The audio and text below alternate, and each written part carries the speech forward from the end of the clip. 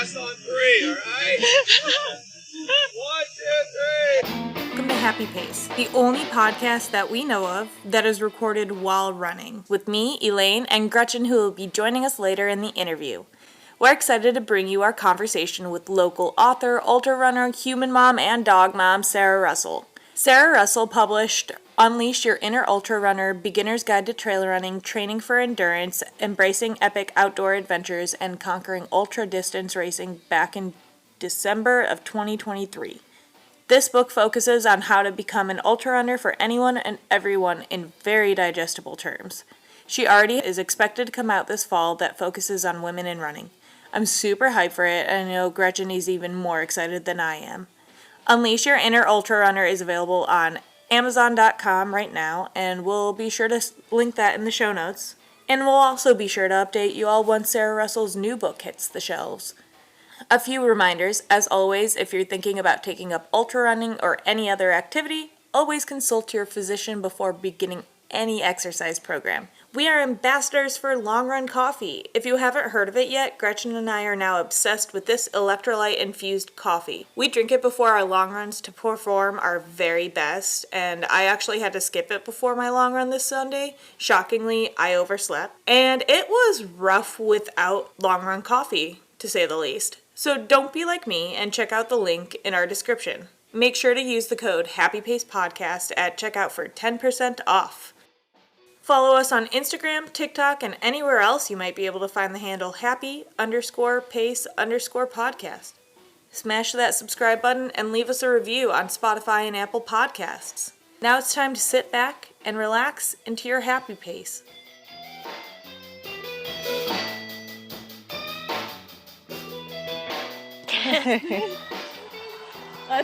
We always start with pretty much letting the guests explain who they are. So who are you, Sarah? I am an ultra runner who just recently became an author. Congratulations. Yes, thank you. To the book Unleash Your Inner Ultra Runner. So it wasn't always kind of a dream of mine to write a book, but I guess kind of getting into that, I don't know, I just read a lot of ultra books, and while I gathered a lot of information from them, I felt like they were all written for professionals. They were all written for people who can spend all their time training, can do all that kind of stuff. And I just wanted to kind of write something that was like, anybody can do this. Yeah. It takes work, but yeah, I believe if I can do it, anyone can. So that kind of got me started on that journey. I'm also a mom, single mom to a 19-year-old who's now in college, which is crazy. But yeah, that's kind of the highlights. And my dog. Yeah. Can't forget the dog. Yes. Yeah, definitely. We are partially defined by our animals. And that's a lot. What got you into running in the first place and into ultra running, I guess? I got into running. I had a coworker that I shared an office with, and he ran his first half marathon and then kind of said he went on this journey of training for it, had never run before, and he ended up losing 30 pounds or something. Wow. In the process of training. So it's kind of one of those things that I was like, I could run. Maybe that could. And I just had my son, so just kind of just to get on that get healthy again journey. I mean, I even remember the first time I ran, barely making it a quarter mile. And being okay, so this isn't as easy as I thought. It doesn't, I feel like everyone makes it look so easy. Right. The elite runners, they're like, oh, I could do that. Right. So yeah, I mean, and then I just sort of told myself go a little bit further each time. Yeah. And ran, my first race was the St. Patty's Day 5-mile run. Oh, that's awesome. And then it just kind of blew up from there, but slowly. Yeah. You're into running now, and you're a new mom. So I do want to, well, my son's 19 now, so okay, but it was when I first got into it, yeah. Historically. Yes. So you're a new mom, you just ran the 5-mile St. Patty's Day run? Yep. And then eventually, what inspired you to go ultra? So I kind of grew from there. A friend asked me to do a half marathon. I thought they were crazy. I didn't realize people ran that far, but I agreed to do it with her. And I don't know, after that race, it was just kind of okay, I really like this. Then I did a marathon But I was like, oh, I'm only going to do one. Like, I just want to be able to, like, check that box. Yeah, yeah. Kind Of course. Right. It's that bucket list. Right. Yeah. I did it with Team in Training, so that was amazing. Just kind of kept going, like would do one each year. And then I met a couple friends that ran with Team Red, White, and Blue. And that's kind of where they were like, well, sometimes we go on the trails. And I'd never done that before. Oh, wow. So I was like, okay, I'll try. I think I'm going to die. But then once I got out there, that was like a huge turning point. And it was like, oh yeah, I'm never going back. Like, I love it out here. And then I started hearing about ultras. I was kind of like, well, like, I like the marathons and everything, but I kind of always thought I would go into like Ironmans and stuff if I ever wanted to challenge myself more. Yeah. Then I guess when I found out I could just run farther, I was like, okay, I'll try that. But again, led with like, I'll do a 50K just so I can say I'm an ultra runner. Right. And like, done. Yeah. And then of course, every time it's just been like, well, it's only this many more miles. Yeah. And then it's 50 miles. Well, so it's just kind of grown, and it makes me laugh because even in my head still, I'm like, I could never do that. I can never do this. And then I go and start training for it, do it. That's amazing. Yeah. And I even guess, knowing that, I still tell myself like, oh, I can never do that. yeah. I guess I'm the only non-ultra runner in the group right now. Yeah. Guess I better get on Yeah, I was that. about to say, we got to change it for you. I'm curious, like, because I am also not really a big trail runner. Like, for someone that maybe has tried it or hasn't tried it at all, like, what would you say to kind of persuade them to try trails? I think the biggest thing is, like, give it a chance, but realize that it truly is completely different. I mean, you're going to be slower. And I think for a lot of people who are used to road running, Yeah. that's actually really hard to accept. Yeah. Like, you have this pace, and it was really hard for me. I wouldn't post my Strava runs on trails for like a year. What? I just, like, because I was like, oh my gosh, that's embarrassing. Like, it's Yeah. so slow. Like, there's a 14-minute mile average. Like, I can't post that. That's embarrassing. Because I was so used to that, like, Road running. mentality of Yeah. everybody cares about pace. Everybody wants to know how fast you are. Yeah. Yep. And it was really hard for me to break that. But I think maybe if someone had told me, or if you went into it different, or even looked at somebody who road runs and trail runs, Yeah. and saw like, okay, there is like a 2-minute, 2 to 3, whatever, depending on the trail, Right.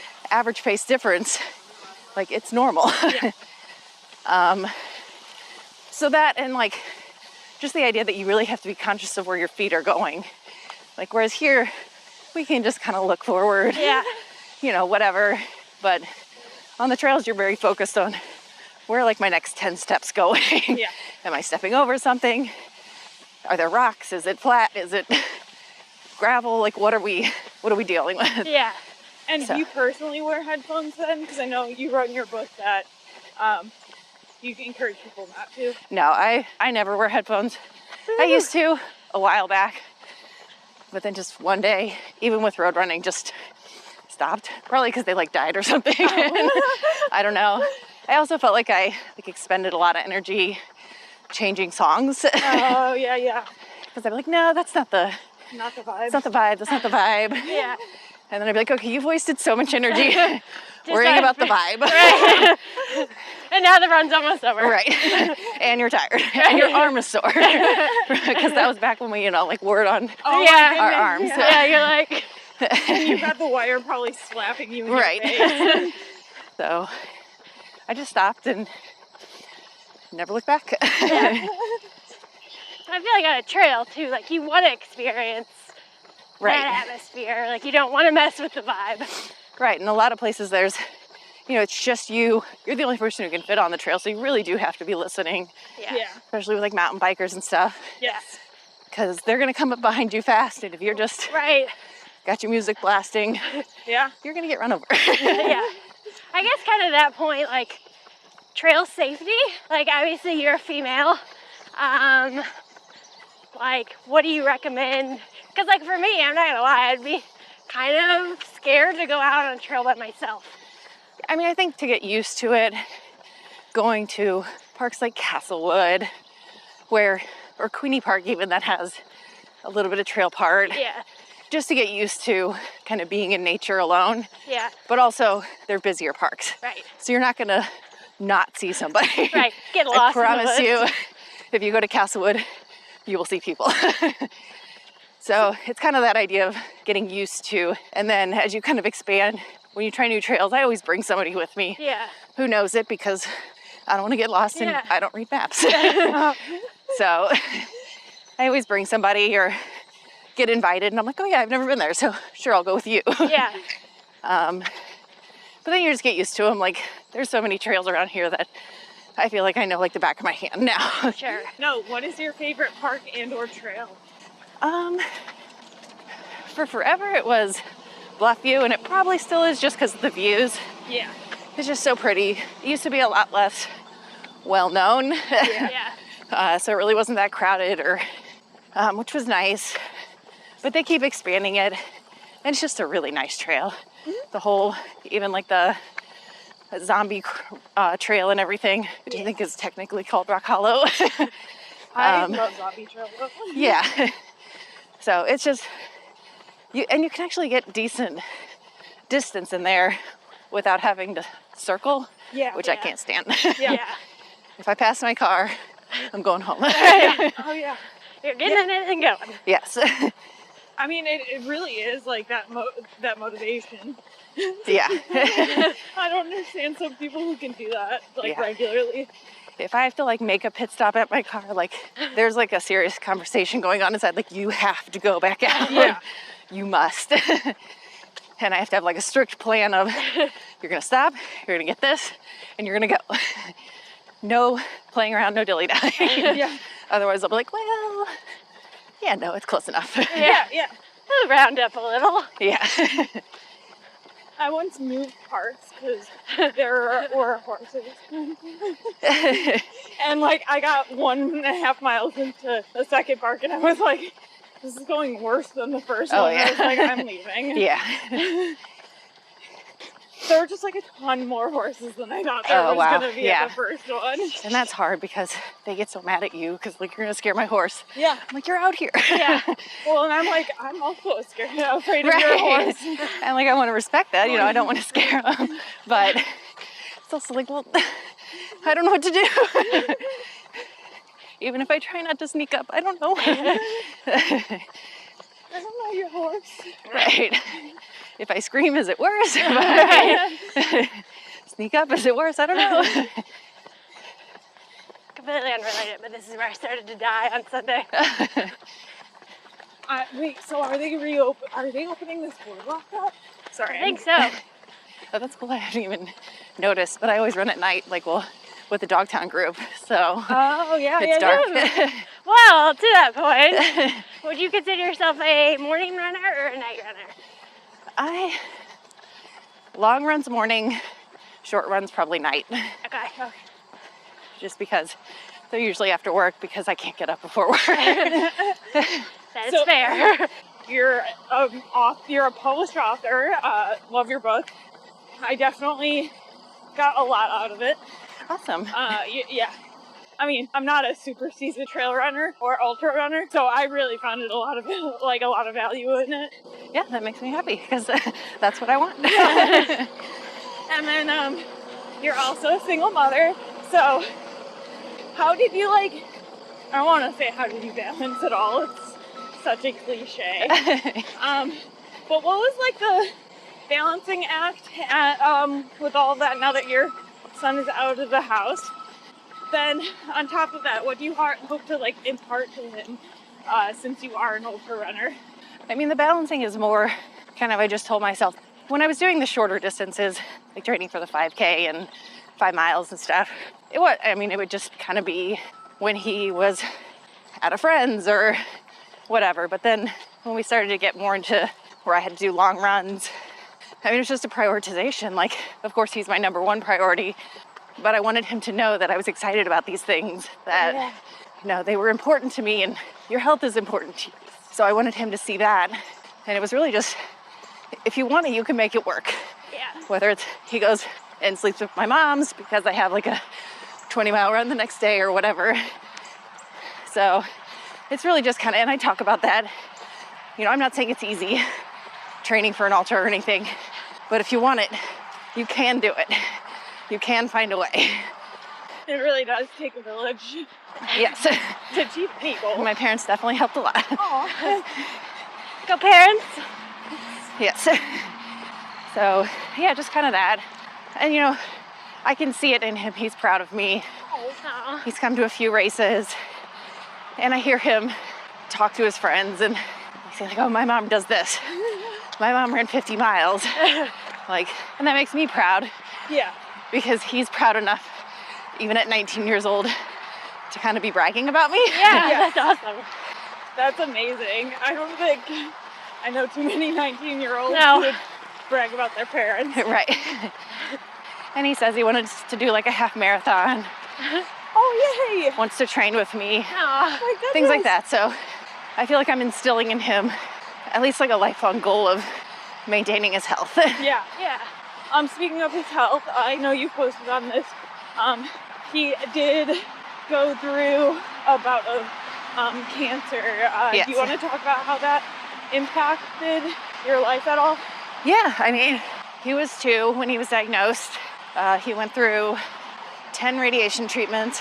It was a kidney cancer. They were able to remove the whole tumor, and they took one of his kidneys. But because the tumor, it was technically stage 3, so then he had to go through radiation and chemo. So it was a lot and very hard to take in. But I really do believe like it brought us together as a family. Prior to that, we weren't super close and everything. And then it was just like that. It kind of became like we need each other. We can't do this without each other. I guess you would, as cliche as it is, like say that's a blessing in disguise. Of course, I would rather he didn't have cancer, but you know, now he's, gosh, almost, I think, 15 years in remission. That's amazing. So it's something we can look back on and be like, yeah, that sucked, but we're done. We did it. Like, Yeah. we beat it.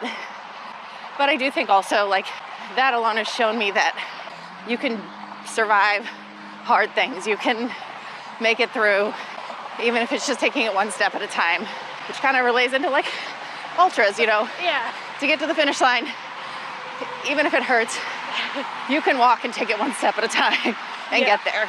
That's incredible. Yeah. Have you ever DNF'd in ultra? Oh yeah. I had 2 in a row, which was hard. I shouldn't have done the second one, but you know, arrogance or something. Pride. The first one was Bandera 100K, which I talk about in the book. It was just I wasn't prepared for how hard that course was gonna be. It was dusty, so like the wind was kicking up dust, runners were kicking up dust. I didn't have like a buff or anything. So I got onto the second loop, made it about 7 miles in, and was just breathing so hard that I felt like I don't have asthma, so I don't really know what that feels like. Yeah. But it just felt like I couldn't breathe. And at that point I had my pacer, and she was just kind of like, you've got like 6 miles to the next aid station, or you turn around. And it was at that point I was just like, you know what, this isn't, well, I wanted, it's not worth my health. Yeah. And turned around. So, I mean, it was hard, but I've never regretted the choice I made, because I don't think I would have made it to the next aid station. And then the other one, which there might be more than this, but these are the 2 I remember, and I remember 2 being back to back.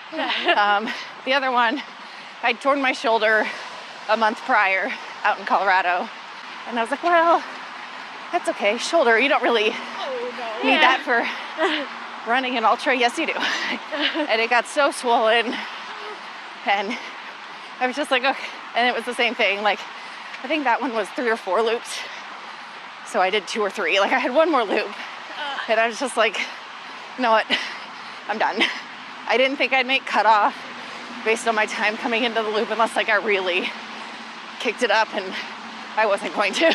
Yeah. What lessons did you take from that? And then how did you kind of like relay that to your son, who is so proud of you? Like, how did that kind of like, did you tell him that? Like, Yeah, I mean, he knows all the stories. And I mean, I think the biggest thing is, and I don't think anyone's good at this, is just kind of accepting you did the best you could. It wasn't your day. yeah, Every day, every race isn't going to be the one that you finished, like, feeling like you could sing to the mountains. Like, sometimes it's just not the right day, or there's other things like my shoulder that are going to get in the way. And you just have to accept those. And it's not like, nobody really looks, I think like the whole thing is, nobody else around you looks at you like, oh, you didn't finish. That's just you. That's just self-talk.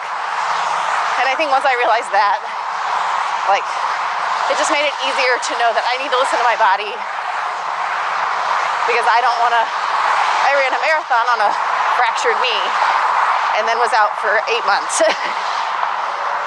And so I guess I learned a lot from that, in that, like, okay, yeah, you pushed your body, your knee gave out and you drug it like 5 miles. And yes, you finished and you got that little medal, but then you were in physical therapy for 8 months. Was it worth it? So just kind of learning, maybe I stop now instead of causing myself to be out for way longer. how did you sleep when your son was like going through all that? I mean, I stayed in the hospital with him the whole time. Okay. So, I mean, that was something where, you know, we were up every hour. But once we got home, again, I kind of like what I mentioned earlier, it was really one step at a time. Yeah. Like each morning, it's you wake up, okay, we gotta go here, and then that's all, like, we gotta be here by this time. Then when we get there, okay, we gotta go to this room. Like, it was legitimately one step at a time. Yeah. Because thinking about, we gotta go here, we gotta get this test, we gotta get this chemo, we gotta get this, it was too much. So it was just like, get there, then do the first thing, then the next. And that's what we did for 8 months. So for you being the caregiver, like, I assume you had to take off work and everything, like. Yeah, it was kind of crazy because I was like 2 months shy of like my work. I was 2 months shy of being there a year. Oh gosh. So I was 2 months shy of getting like the FEMLA and stuff. Yeah.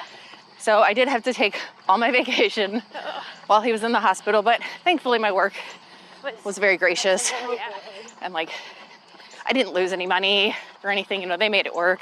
that's good. And then they gave me access to work from home, which at that time was Right. not a thing. Unheard of. So they did give me that, and they were very gracious. That's good. I mean, one day I went into work, well, my mom picked me up with my son, and we had to go to the hospital for chemo. And I had like my work clothes on, like a dress, and he peed on me. Again, he was only 3. And they the hospital gave me scrubs. Yeah. And I went back to work and I was like, well, this is what you get. Yeah. And they were fine with it. Like, nothing else I can do. They probably liked the vibes that that brought. Do you have a favorite race distance or race? My favorite race ever was Voyager 50. Okay. So I'd say that's my favorite distance too. Just, What made it that way? first of all, I had no idea Duluth, Minnesota was gorgeous. Like probably one of the most beautiful places I've seen in the US. Really? And I had no idea. I don't know why, I just had no idea. So of course the scenery made it amazing, but it was just also one of those races that everything went right. It was just a great race. Yeah. It was my first 50, which is shocking because it's the one that I think I finished, didn't want to go more, but in my mind I was like, I feel great. Yeah. I feel amazing. If I had to, I could. And I can't say that I felt that at many, if any, other races.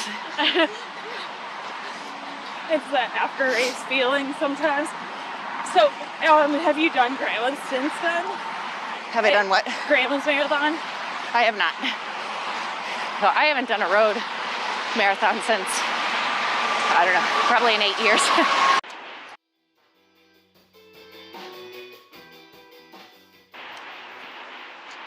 So, with the trails, and I know you talk about this a little bit in your book, we do talk about like longevity while running. Do you think there is merit that trail running does give you more longevity than road running?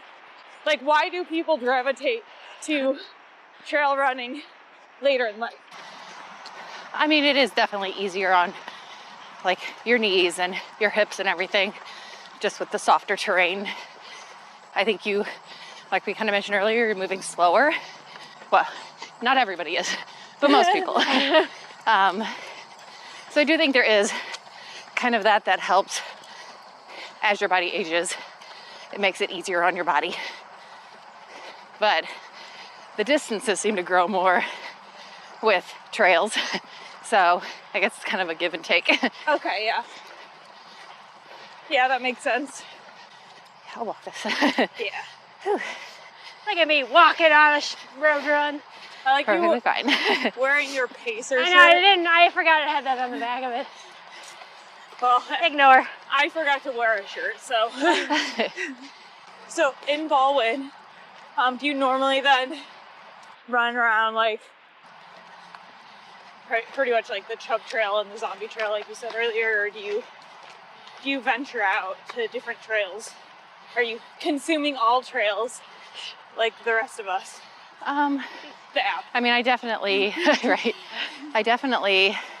Castlewood's like 2 minutes from my house, so. I was gonna say Castlewood's probably really That's close. an easy, quick, like, okay, I got to go do 4. Don't want to run it around my neighborhood. Go to Castlewood.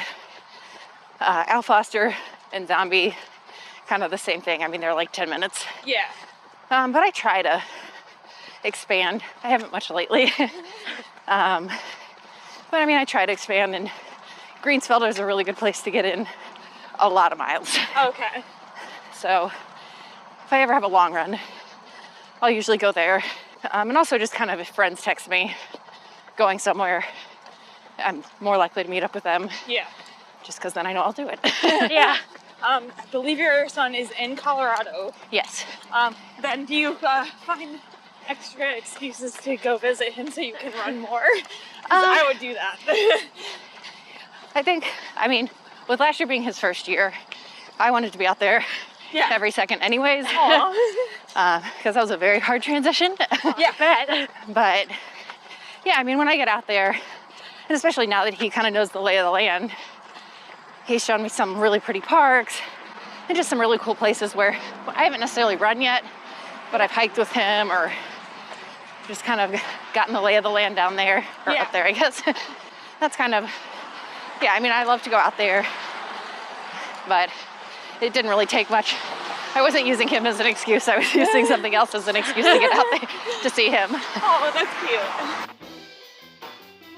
So I want to hear a little more of like the whole book experience, like from you getting the idea to starting to writing to like publishing. Like, how was that process? It kind of all happened really quick. I'd always kind of had the idea because I feel like with the run groups that I go to and everything, when I first go or first meet someone, the first thing they always say to me is, oh, I could never do that. And it's just like a mentality that people have. And I've like I said, I've said it 1,000 times. Yeah. And it just kind of got me thinking, like, why do we all think like that? Like, why do we all have this, that's great for you, I could never do that mentality? And I just kind of started thinking about it, like, well, when people told you, when your friend asked you to run 13.1 miles, you thought that's insane. Yeah. Who does that? I could never do that. Yep. And then it was just like the step-by-step training and learning. It doesn't mean you're running at a 7-minute mile pace or, you know, whatever your 5K paces. Like, it's just learning those facts and learning the different, like, the changes at distance. And so, I don't know, that's kind of what inspired to write the book. Is like, maybe if people knew that I don't see myself as like an amazing runner. I work hard. I get what I want done, but I do work hard. Like, it doesn't come easy. I wasn't this born runner that just got out and was like, I'm gonna go run 50 miles. And I feel like with my life, being a single mom, I have 2 jobs, all that stuff. Like, if I can do it, I really think anyone can. You just have to want it. Yeah. It's not gonna be easy, but you can figure it out. And if you can't figure it out in this time in your life, just tell yourself you're going to at this point, you know, when your kids are this old or whatever it is. Yeah, I think that's the thing. We think like, oh, like, someone says like, oh, I want to run a marathon. They think they have to do it like right at that very moment. It's like, there's no like timeline on running, especially. Like, you can still do it when you're older. Yeah. And that's kind of how I'm looking at this. 100-miler. I want to run a 100-miler. Yeah. I really, really want it. But last year I was injured, still kind of coming off of that injury. So I thought this year would be the year. Now I'm like, because I want to run it and I want to do well. Whatever well means in my head. Yeah. Like, I don't want to get hurt. I don't want to have to pull out because I didn't let an injury heal or whatever. So it is like a long-term goal. Yeah. I don't know when it's going to be. Maybe next year. Maybe 2 years from now. Right. I don't know. But it's something that I have on that list that I know I'll work towards and I know I'll get to. But I want it to be the right timing, the right conditions, if they ever are. Not really, but good enough, I guess. So that I know that I can do it. It's right. It's whenever it's right for you. Right. Yeah. What are you training for then in the short term right now? Do you have a goal race coming up? Haven't signed up yet, but since I kind of just recently took the 100-miler off the list for this year, probably looking at like Tunnel Hill 50. Okay. That would be my goal. My training's been really off this year because I've been injured on and off. This stupid hamstring. So just kind of trying to make sure it fully heals before I really kick in the miles. Yeah.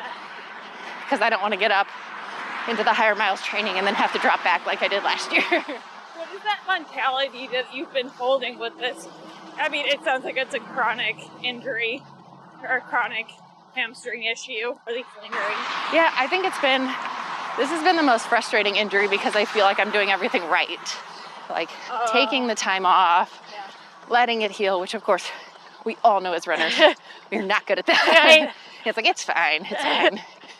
But I really like took probably 4 months like completely off. Oh, wow. Because it just was bothering me, and I was like, well, let it heal. Because again, I wanted to do the 100 miler this year. So I feel like I did was doing everything right. You know, seeing a chiropractor, a physical therapist, all that stuff, trying to figure out what is going on. And it's just kind of been like this chronic, it goes away. It still hasn't come back like it did back in, I think it was like September, but I can still feel it. And I'm like, what is that? And then it's like, okay, is this just strengthening, or if I start to push myself, is it gonna blow up again?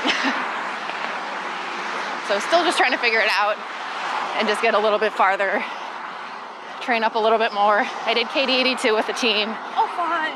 And that really like boosted my confidence back up. Yeah. To be like, okay, I haven't lost everything. Yeah. Like, it's still there. So you're coming out of that limbo of injury Yeah. right now. Oh, that's so frustrating, though, to be in the first place. Yeah. Yeah. But, so how did you all do at the KD82? We did good. I mean, I just did it with a team that just wanted to have fun. Yeah. In previous years, I'd done it on like competitive teams where like you really feel like, okay, I better move. But this was fun. It was just all for fun. We had a great time. I hate cicadas, so that was a little Oh my goodness, yeah. like nerve-wracking. But I basically told my whole team, like, if I run off screaming, that's what it is. Just come find it and kill it or something. Did you get dive bombed while you were on the trail? No, it wasn't too bad. it was kind of at the end of the season, and there was really only one station to like pick up, drop off. That was just full of them. Oh, okay. And I just was like, I'll just sit back here and no, I'm not doing this. But yeah, that also really messed up any training plans because I didn't run outside for the entire season. Did you, oh my gosh. Were you on treadmill running for the entire? I did. Oh, And I hated it. But it's like a real phobia. Like, I'm terrified of them and I don't know why. I just am. We all have them. Yeah. I'm terrified of rubber bands. Gretchen still doesn't know why. I still don't. Anyways, we're not gonna dig into that inner circle. Right. It's a door I don't know. Well, okay, so for the listeners, the KD82 is 82 miles, typically a relay run race with 6 people on the team, and a driver taking, the 5 people not running that leg from place to place, split up into 18 legs. Yeah, right? Does that make sense? Because you all do 3 each. Yeah. Math. Yes. It's hard. So what leg did you get this year? What was I? Leg 5. Ooh. I think. So I did like 16 miles. Okay, yeah. So that's the second most mileage one, right? Yes. Yeah. So you had the longest yes. leg. That long stretch in the sun.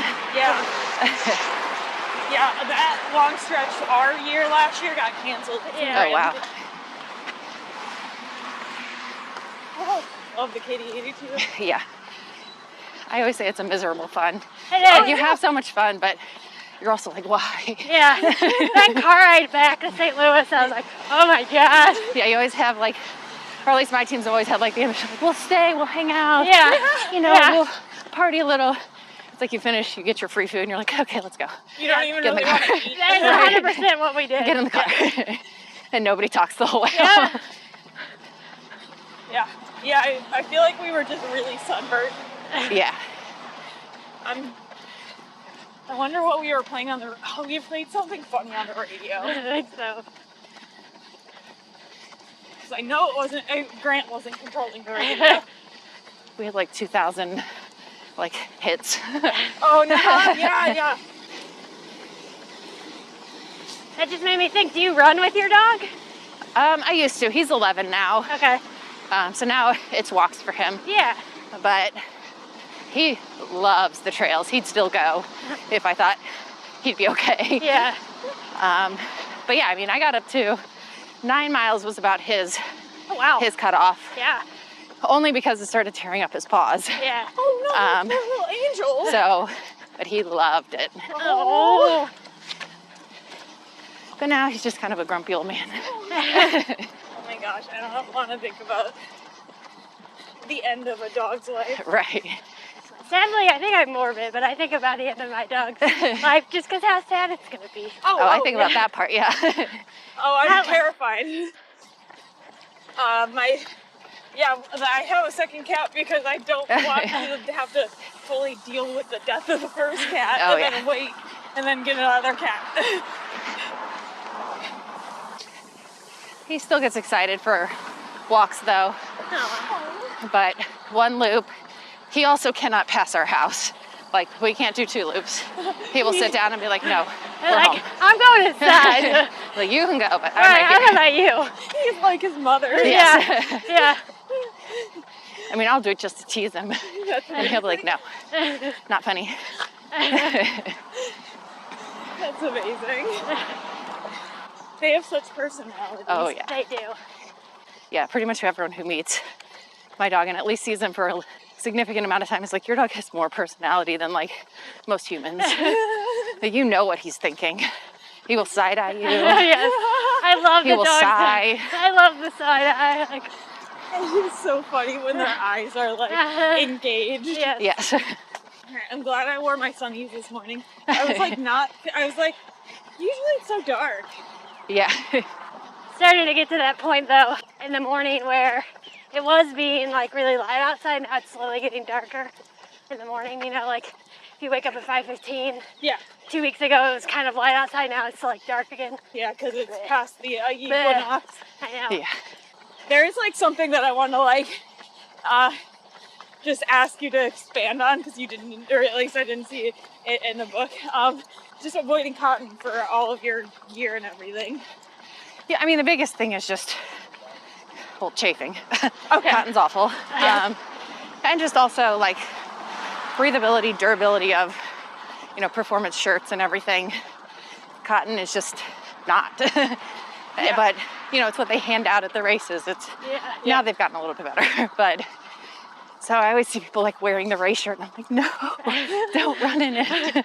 It's gonna hurt and you're gonna die. Because really, I mean, with how far technology has gone in fabric and everything, really like even like the little bitty holes in like shirts now and stuff like that, just to give you that airflow and breathability, like sweat wicking and all that. Like cotton is just not it. Yeah, I can't believe the people that wear, like you were just handed this shirt Right. the day before and for the first time you're gonna wear it on this race. Yeah. That is a big faux pas, mostly because you shouldn't use new gear Yeah. Right. the first day, or like Well, just the longevity of clothing. Like I have some shirts that I've worn that I got 6 years ago, 7 years ago, Yeah. but they're just good. They're well made, Yeah. so they last. Yeah. And then there's other shirts you wear like 5 times and they're a different color and gross, and they're usually some form of cotton. Yes. I signed up for a 5K, and of course, yesterday at least they had the option to donate the fee instead of getting a shirt. Yeah. Like, because I have too many race shirts. Oh, I do too. Yeah. Have my wardrobe. Yeah. Like, Seriously, why do I have all these? I've got shelves, drawers. Yep. I always say one day I'm going to make one of those blankets. Yes. That's like my excuse for still getting the shirts and having them. One Right. day, this blanket's going to cover my house. I actually did make my bath mat out of shirts. Oh, Out of, that's like, awesome. race shirts, because I was just like, I have all this fabric. I don't want to buy a bath mat. Yeah. Well, like I have some that are like sentimental value. Right. That I'm like, I can't get rid of this. Oh yeah. But I'm not gonna wear it. Yeah. I mean, I still wear stuff from high school. I'm not gonna lie. Trying to think, do I have anything from high school on? No. But I can safely say I do not. like 15 years ago, like. I don't even think I have anything on from college. I do love running in this park so much, and I love running in the parks. On that note of like running in parks, overcrowding, and what can like the individual do to essentially help not overcrowd at parks? Yeah, I mean, I think the biggest thing is if you can go at off times, go at off times. Like if you know Saturday is going to be like beautiful, sunny, 70 degrees, you know Castlewood and all those other main parks are just going to like good luck parking. Yeah. So, I mean, if you can go earlier in the morning or even later in the day, once people have kind of gotten their parkness out of them, I think that's good. And then also just stay on the trails. Like, you see so much, especially at like Bluffview and Al Foster and all those, like there's these like cutoffs that people have just made. Yeah. Because they see like the other trail right there. Yeah. And they don't want to go all the way around. And once 200 people do that, you've now cut into the trail and basically made Yeah. a new trail that really doesn't need to be there. It's really invading on kind of the ecosystem there. You know, the trails are cut out in specific ways to kind of protect what's out there. Yeah. And when people are just creating their own because they don't want to like follow or they want to be lazy, it's just really frustrating. So I just always say like, stay on the trail, if you do have to like step off to use the restroom, like just be mindful of where you're stepping. We're in their world, they're not in ours. Yeah. That is so true. Sarah Russell, thank you so much for being here. Is there anything that you want to shout out while you're on here? And you want to say the title of your book as well? Yeah, well, thank you so much for having me. It's been awesome. Thanks for getting me up early. And starting the day off good. Yeah, my book is Unleash Your Inner Ultrarunner by Sarah Russell. It's on Amazon. And if you like it, please review it. Yeah, absolutely. Awesome. Thank you, and have Thank a great rest of your day. Yeah, you too. This has been fun. That's it for this episode of Happy Pace. Like this episode and channel if you found your happy pace while listening. Subscribe to us on Spotify, Apple Podcasts, and YouTube. You can find us on social media at happy_pace_podcast on Instagram and TikTok. Email us happypace@houseofmachka.com if you have any questions, comments, and ideas for guests. This is a House of Machka production. Our music is written, performed, and recorded by Grant Underhill, Mike Plasmeier, and Jake Laconte. Our graphic designer is Rachel Slingluff. Our marketing manager is Gretchen Brune. This episode was recorded and edited by Elaine Sims. Happy Pace was recorded in front of a live Forest Park audience. That's how we got to 26.2 miles. Thank you, now. Good morning. Wait, it's actually the Casey. We did a shout out already this morning. We see you. Hi, Bonnie. Morning. Hi, Dog. Morning. Hi. Morning. Morning. Morning. Morning. Morning. Morning. Morning.